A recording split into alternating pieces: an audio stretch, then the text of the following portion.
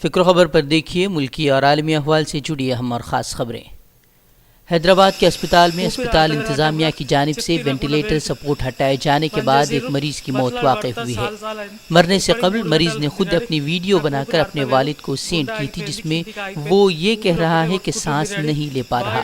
اہل خانہ نے اسپتال پر لاپرواہی کا الزام عائد کرتے ہوئے کہا ہے کہ وینٹیلیٹر ہٹانے کی وجہ سے وہ سانس نہیں لے پایا، جس کی وجہ سے اس کی موت واقع ہوئی ہے۔ حالانکہ اسپتال انتظامیہ نے ان الزامات کو مسترد کر دیا ہے۔ లేదు గుండె ఆగిపోయింది, కిందికి ఆగిపోయింది, ఊపిరి ఒకటే కొట్టుకుంటుంది డాడీ, బాయ్ డాడీ, బాయ్ అందరికి బాయ్ డాడీ۔ مسلمانوں کو تحفظ فراہم کرنے کا دعویٰ کرنے والی دہلی کی کیجریوال سرکار اور مودی حکومت میں دہلی میں گزشتہ 4 سالوں کے اعداد و شمار بتاتے ہیں کہ اقلیتوں کے خلاف زیادتی میں اضافہ ہوا ہے۔ دہلی میں ڈاکٹر ظفر الاسلام خان کی قیادت میں کام کر رہے دہلی اقلیتی کمیشن نے 2018-2019 کے جو اعداد و شمار اپنی سالانہ رپورٹ میں پیش کیے ہیں، اس میں اقلیتوں کے خلاف جرائم، تفریق اور زیادتی کے اعداد و شمار میں اضافے کی تصدیق ہوئی ہے۔ خاص طور سے دہلی پولیس کے خلاف شکایات میں اضافہ ہوا ہے۔ وہیں دہلی اقلیتی کمیشن نے اپنے اعداد و شمار پیش کرتے ہوئے اپنی رپورٹ میں صاف کیا ہے کہ یہ اصلی اور حقیقی نمبروں کے اعداد و شمار نہیں ہیں، کیونکہ جو شکایتیں کمیشن کے پاس پہنچی ہیں ان کو لے کر کارروائی کی گئی ہے، اور جو بڑے معاملات تھے ان پر کمیشن کی جانب سے سو موٹو ایکشن لیا گیا ہے۔ تاہم ایک بڑی تعداد میں معاملے کمیشن تک نہیں پہنچ پاتے ہیں، یہ ایک سچائی ہو سکتی ہے۔ مہنگائی پروار کے دعوے کے ساتھ اقتدار پر قابض ہونے والی مودی سرکار میں مہنگائی آسمان چھوتی جا رہی ہے۔ کورونا کی مار جھیل رہی عوام کے لیے دنیا بھر کی سرکاریں راحت پہنچا رہی ہیں، لیکن مودی سرکار لوگوں کے لیے راحت کے بجائے آفت بنتی جا رہی ہے۔ ایک دن کے وقفے کے بعد ملک میں پھر پیٹرول ڈیزل کے داموں میں اضافہ ہوا ہے۔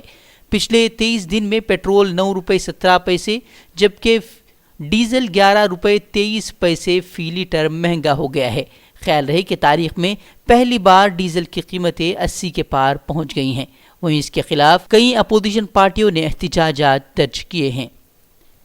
ہندوستان میں کورونا متاثرین کی تعداد میں روز اضافہ ہوتا جا رہا ہے۔ پچھلے 24 گھنٹوں میں مزید 19,000 نئے کیسز سامنے آئے ہیں، جس کے ساتھ متاثرین کی مجموعی تعداد 5.5 لاکھ کے قریب پہنچ گئی ہے۔ وہیں اس دوران 380 افراد لقمہ اجل بن گئے ہیں، جس کے ساتھ ہی جملہ مہلوکین کی تعداد 16,400 سے تجاوز کر گئی ہے۔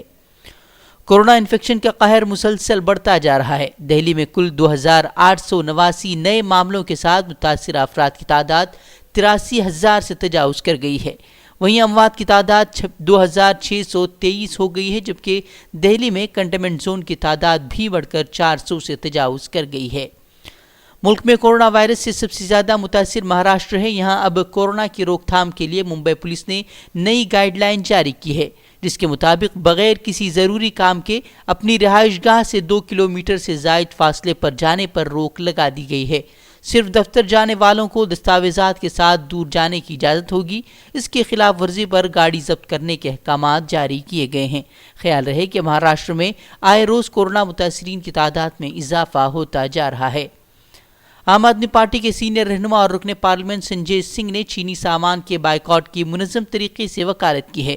انہوں نے چین کو سبق سکھانے کے لیے مرکزی حکومت سے مرحلہ وار چینی سامان کے بائیکاٹ کی مانگ کی ہے۔ ساتھ ہی انہوں نے دعویٰ کیا ہے کہ مودی سرکار ہر سال چین سے 5,000 کروڑ روپے کا سامان درآمد کرتی ہے، جسے اب ختم کرنا ہوگا۔ کانگریس نے چین اور مودی حکومت کے مابین سانٹھ گانٹھ کا الزام عائد کیا ہے۔ کانگریس رہنما ابھیشیک منو سنگھوی نے الزام عائد کیا ہے کہ پی ایم کیئرز فنڈ میں تقریباً 10,000 کروڑ روپے چین کی مختلف کمپنیوں نے عطیہ کیے ہیں۔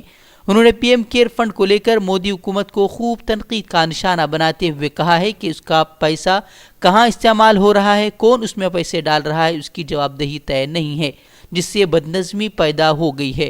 انہوں نے کہا کہ چین کے تئیں مسٹر مودی اور بی جے پی لیڈروں کی محبت جگ ظاہر ہے، اس لیے پی ایم مودی نے چین کے صدر سے اب تک 18 مرتبہ ملاقات کی ہے اور 9 بار چین کا دورہ کر چکے ہیں۔ نیشنل کانفرنس کے صدر فاروق عبداللہ نے جموں کشمیر کی خصوصی پوزیشن کی منسوخی، اس کے بٹوارے اور ڈومیزائل قانون کے نفاذ کے اقدامات کو غیر قانونی اور غیر آئینی قرار دیا ہے۔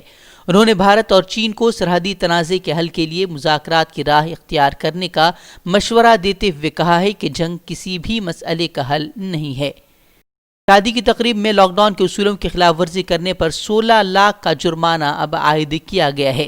واقعہ راجستھان کے بھلواری ضلع کا ہے، جہاں شادی کی تقریب میں 250 لوگوں کو مدعو کیا گیا، جس میں سے دولہے سمیت 16 لوگوں کی رپورٹ کورونا پازیٹیو آئی ہے، جس میں سے ایک کی موت بھی واقع ہو گئی ہے۔ وہیں خلاف ورزی پر دولہے کے باپ پر FIR بھی درج کروائی گئی ہے۔ جموں کشمیر کی حکومت کی جانب سے کمپنیوں کو وادی کشمیر میں 2 ماہ کے لیے LPG سلنڈر سٹاک کرنے اور گاندربل میں اسکول کی عمارتیں خالی کروانے کے احکامات کے بعد لوگوں میں خوف و دہشت کا ماحول ہے۔ یہ احکامات ایسے وقت جاری کیے گئے ہیں جبکہ چین اور ہندوستان کے مابین سرحد پر کشیدگی میں اضافہ ہو گیا ہے۔ تاہم حکم نامے میں کہا گیا ہے کہ پہاڑوں کے کھسکنے کی وجہ سے قومی شاہراہ بند ہو سکتی ہے اور سپلائی متاثر ہو سکتی ہے، لیکن اس طرح کے احکامات سے لوگوں میں خوف کا ماحول ہے، کیونکہ اس سے قبل بالاکوٹ ایئر اسٹرائک سے قبل اس طرح کے احکامات جاری کیے گئے تھے۔ غیر ملکی تبلیغی جماعت کے کارکنوں کو بلیک لسٹ کرنے کے ایک طرفہ حکومت کے فیصلے کو چیلنج کرنے والی عرضی پر آج عدالت میں سماعت ہوگی۔ عرضی گزار نے حکومت سے فیصلہ واپس لینے اور جماعتی کارکنان کے ویزا بحال کرنے کا مطالبہ کیا ہے۔ خیال ہے کہ مرکزی حکومت کی جانب سے 2 اپریل کو تبلیغی جماعت کے کارکنوں کے خلاف یک طرفہ کارروائی کی گئی تھی اور تمام ریاستوں میں پولیس کے ڈائریکٹر جنرلوں سے کہا گیا تھا کہ وہ ویزا قوانین کی خلاف ورزی کی صورت میں غیر ملکی تبلیغیوں کے خلاف کارروائی کریں۔ کرناٹک کے دکشن کنرا ضلع میں 60 سالہ کورونا متاثرہ کی موت کے ساتھ ہی مرنے والوں کی تعداد 14 ہو گئی ہے۔ بتا دیں کہ 60 سالہ خاتون الال کی رہنے والی تھی جو کڈنی اور دل سے جڑے امراض میں مبتلا تھی۔ خیال ہے کہ دکشن کنرا میں اتوار کے روز 3 افراد کی موت واقع ہو گئی تھی۔ وہیں 28 اپریل تک ضلع میں 673 افراد کورونا کا شکار ہوئے، جن میں سے 238 کیسز ایکٹیو ہیں۔